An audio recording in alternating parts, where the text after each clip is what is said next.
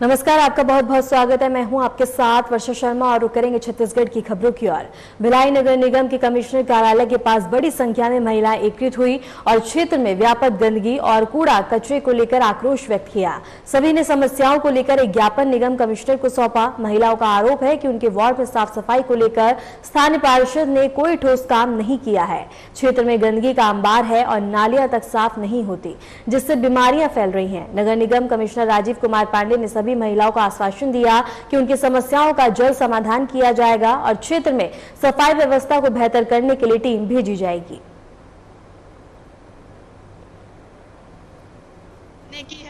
सड़कें है, वहाँ गड्ढे है, उसमें पानी भर रहा है। पानी में मतलब वो केचुए आते हैं, कीड़े आते हैं उसमें और दरवाजे के सामने से मतलब गटर का पानी बह रहा है। इतना बदबू है कि हम लोग वहाँ मतलब ना बैठ नहीं पाते। और कोई भी आता है ना, पार्षद तो कितना बार बोले हैं, पार्षद बिल्कुल सुनता ही नहीं है, एक भी बात नहीं। हाँ बोलेगा और आता नहीं है।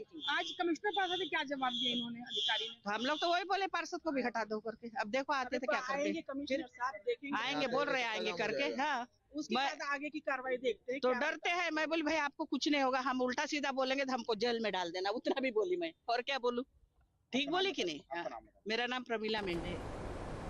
खबर मुंगेली से है, जहां सभी जिलों में आंगनबाड़ी कार्यकर्ता और सहायकों ने संयुक्त मंच में प्रांतीय आह्वान पर धरना, रैली और सभा का आयोजन कर कलेक्टर को 8 सूत्रीय मांगों का ज्ञापन सौंपा। आंगनबाड़ी कर्मियों का कहना है कि वे पिछले 50 वर्षों से सरकार की योजनाओं को जमीनी स्तर तक पहुंचाने का काम कर रही हैं, लेकिन आज तक न उन्हें कर्मचारी का दर्जा मिला है और न ही न्यूनतम वेतन, पेंशन और समूह बीमा या चिकित्सा जैसी बुनियादी सुविधाएं। उन्होंने चेतावनी दी कि यदि जल्द समाधान नहीं होता तो आंदोलन और भी तेज किया जाएगा।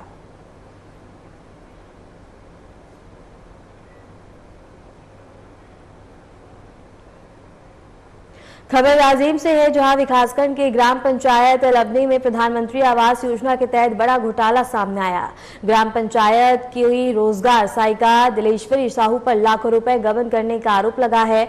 बता दें कि प्रधानमंत्री ग्रामीण आवास योजना के तहत हितग्राहियों को 1,30,000 नगद सहायता और 25,000 मनरेगा रोल के माध्यम से दिए जाते थे और इसके साथ ही रोजगार सहायक ने वास्तविक हितग्राहियों के नाम की बजाय अपने चहेतों और यहां तक कि ऐसे लोगों के नाम रोल में शामिल कर भुगतान जारी कर दिया जो गांव में रहते ही नहीं है। इस पूरे मामले में उच्च अधिकारियों ने शिकायत मिलने पर जांच कर दोषियों के खिलाफ कार्रवाई की बात कही है।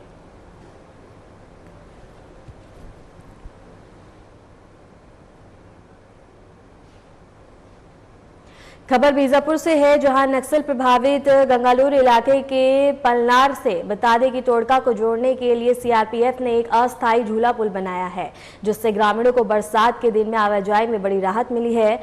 बारिश के कारण पहले रास्ते कट जाते थे और ग्रामीण स्कूली बच्चों और शिक्षकों का आवागमन में काफी परेशानी होती थी, लेकिन अब सीआरपीएफ जवानों द्वारा तार, रस्सी और लकड़ी से बनाए गए इस मजबूत झूला पुल के जरिए वे आसानी से आ जा पा रहे हैं। इलाका लंबे समय तक नक्सलियों के वर्चस्व में रहा है, जहां ग्रामीण डर और असुविधा में जीवन यापन करने को मजबूर थे, लेकिन सुरक्षा बलों की सक्रियता और पहलों से अब यहां के हालात बदलने लगे हैं और ग्रामीणों को उम्मीद की नई किरण देखने को मिल रही है।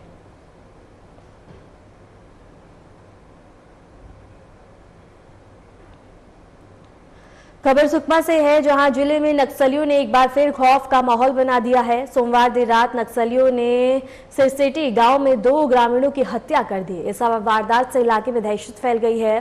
पुलिस अधिकारियों ने मंगलवार को इसकी पुष्टि की है। पुलिस के मुताबिक सुकमा जिले के करनपाल थाना क्षेत्र के अंतर्गत सिरसेटी गांव से 2 ग्रामीणों की हत्या की सूचना मिली।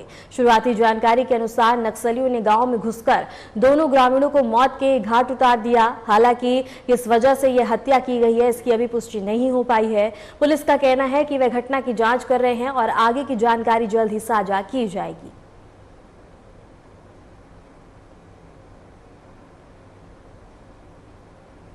खबर कोरबा से है, जहां अखिल भारतीय खदान मजदूर संघ के तत्वाधान में साल 2025 के सत्यापन में SECL प्रथम स्थान आने पर आदर्श नगर, इंदिरा स्टेडियम और इसके साथ ही क्षेत्र में विशाल विजय महोत्सव का कार्यक्रम संपन्न किया गया। आदर्श नगर के कॉलोनियों के बीच एक विशाल शोभा यात्रा के साथ इंदिरा स्टेडियम में आम सभा आयोजित की गई। इस कार्यक्रम की आयोजक समन्वय समिति और कार्यक्रम में सभी क्षेत्र से लगभग 2500 लोगों की उपस्थिति रही। अखिल भारतीय खदान मजदूर संघ जो भारतीय मजदूर संघ का जो औद्योगिक जो संगठन है और सबल और सशक्त संगठन है, 1 नंबर स्थान पर पहुंचा है।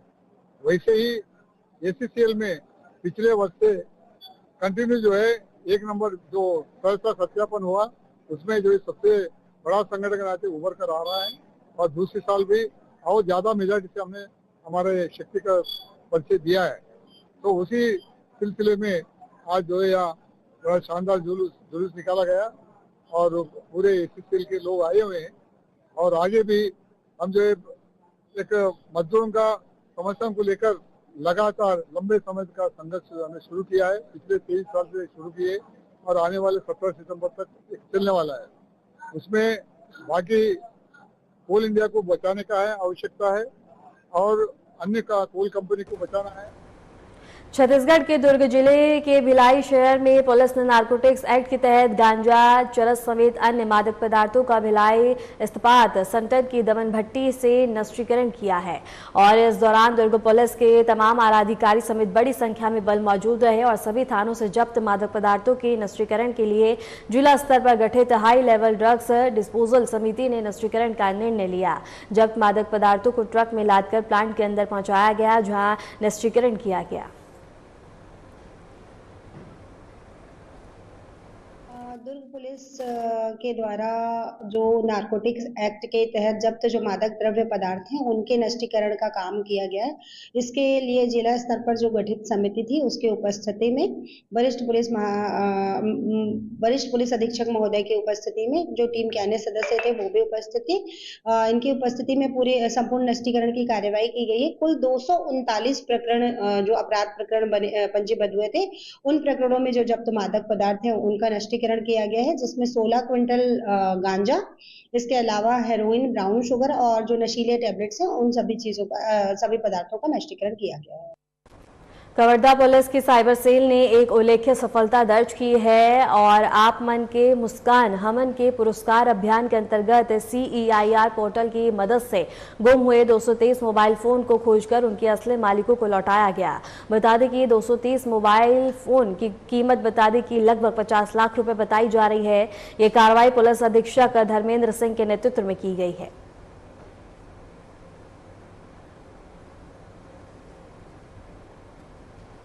खबर गरियाबंद से है, जहां बता दें कि क्षेत्र के नयापारा ग्राम की 60 वर्षीय बुजुर्ग महिला की मौत के बाद परिजनों ने शव घर ले जाने में भारी परेशानी उनको उठानी पड़ी। बताया जा रहा है कि इलाज के दौरान ही महिला का अस्पताल में निधन हो गया।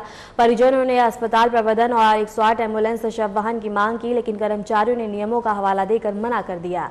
निजी वाहनों से संपर्क किया गया, लेकिन सभी ने मना कर दिया और कुछ ने 4 से 5 हजार की मांग की, जो गरीब परिवार के लिए संभव नहीं था। मजबूर होकर परिजनों ने शव को खाट पर रखकर पैदल ही अपने गाँव पहुंचाया। यह दृश्य देख अब लोग काफी ज्यादा चौकंबे में हैं।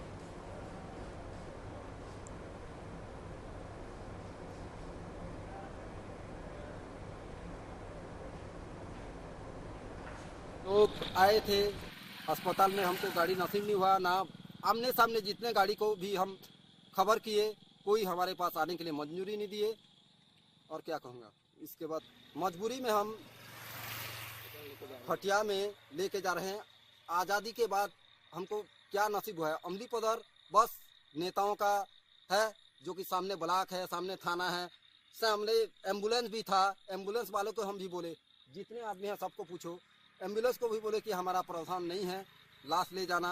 वो बोले कि अगर हम लाश ले जाएंगे तो हमारा नौकरी का सवाल है। खबर रायपुर से है, जहां छत्तीसगढ़ के मुख्यमंत्री विष्णुदेव साय ने कहा कि वह उप मुख्यमंत्री और गृह मंत्री विजय शर्मा के साथ एक दिवसीय दिल्ली दौरे पर, और इस दौरान बता दें कि दोनों नेता केंद्रीय गृह मंत्री अमित शाह से मुलाकात करेंगे। चर्चा के मुख्य विषय में राज्य से जुड़े महत्वपूर्ण प्रशासनिक और सुरक्षा मामलों के अलावा विभिन्न योजनाओं और विकास परियोजनाओं पर भी विचार होना तय है।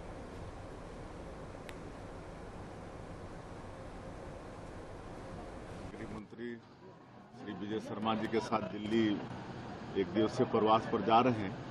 वहां माननीय हमारे केंद्रीय गृह मंत्री श्री अमित शाह जी से मुलाकात करेंगे।